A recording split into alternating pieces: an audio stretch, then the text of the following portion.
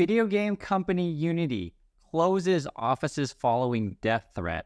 Management announced a controversial pricing decision 2 days ago. Moreover, game devs say Unity's big change puts studios at risk. This will eat up a massive amount of our revenue. And, we go over these kind of things every single day of the news, various companies, et cetera, because I want you to understand that this is part of a larger system. This is part of a global economy.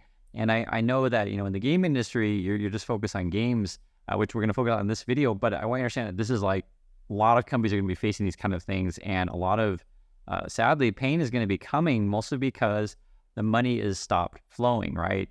The Fed is raising interest rates. We're sucking money out of the system. And we're seeing slowing economies around the world, right? Especially in China.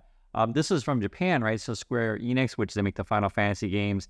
I talked about this one just a few days ago. You can see here, loses nearly $2 billion in value since Final Fantasy 16. So basically, they're just not making the money. The money is not there.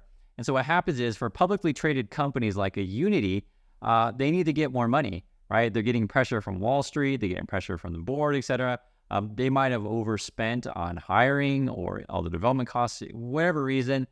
They want to get more money. And so basically what they're doing is they're going to start charging more money from the people who use their software, from the developers. And they were going to have a down haul, and I guess there were death threats. And this is a very serious issue in the USA. You got to take this stuff seriously, and it's ugly. There's no other way to put it. And sadly, this is part of the culture that's going to be out there. I'm not going to read all the words in there, but you guys can see they're swearing in this stuff. Like, for example, it says, developers respond to Unity's new pricing scheme. We have never made a public statement before. This is how badly you effed up, right? And it is, and I make these videos because I want people in our community to comment if you're in this industry, which I know we have people who are.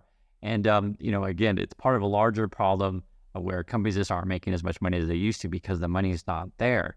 It's just drying up. Be it consumers don't have that enough money to buy or said products, or companies thought it was going to be rosy, scenario forever where it's going to be 0% interest and government stimulus and just free printing money as miles of more, right? It's just not. And I get frustrated because I don't want any of this stuff to turn violent.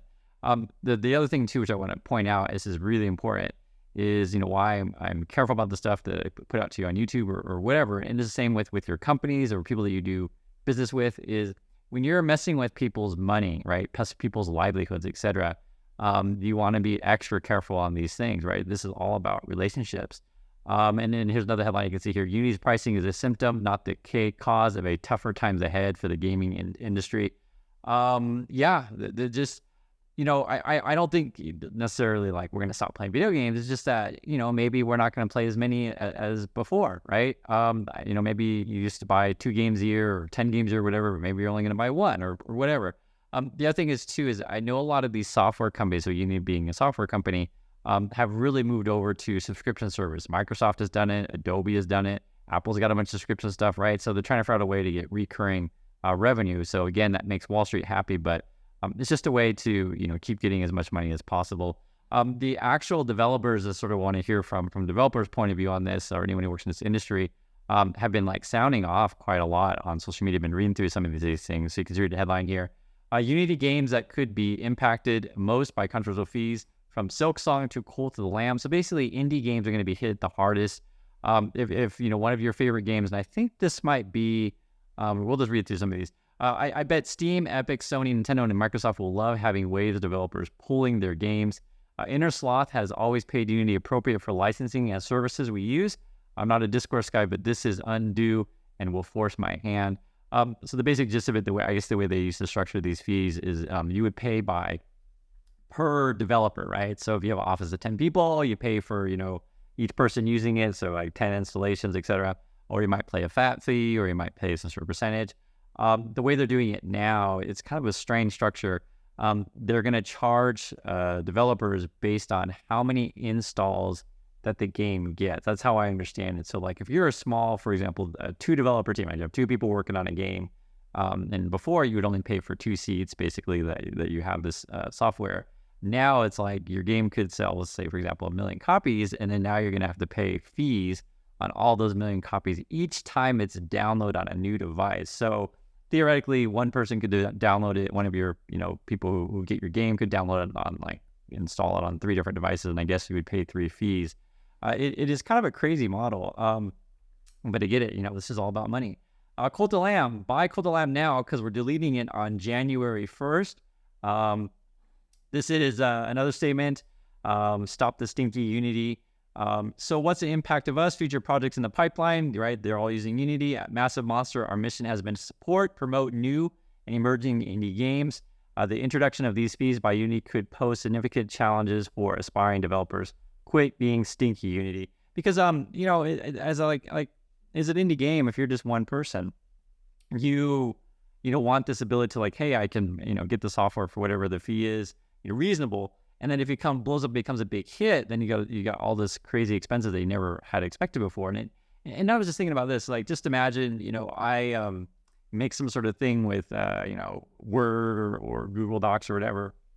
And normally you just pay for that, said software, but like paying for how many people are reading your content, or for example, YouTube's a good one. Like let's say, YouTube, and they do charge me a fee. Essentially, they basically, the way YouTube works is any kind of revenue that comes through, YouTube gets their cut. I don't remember exactly what it is. We'll say it's like 20% or something of that nature.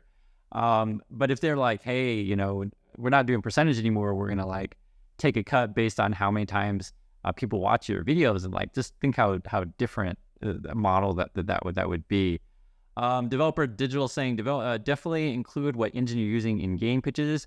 It's important information. So I guess, maybe developers will be like, if you're using Unity, we can't work with you, it's just too expensive or whatever. This is Citizen Sleeper 1 and 2. So you guys might know some of these games. It's saying here, people send me messages, tell me they've installed my games on Steam Deck to replay them. Wouldn't it be funny? That cost me money, and especially funny if it directly transferred into my CEO's bonus. I'm midway through making a game that will be hitting Game Pass day 1 that cannot be made in other engine.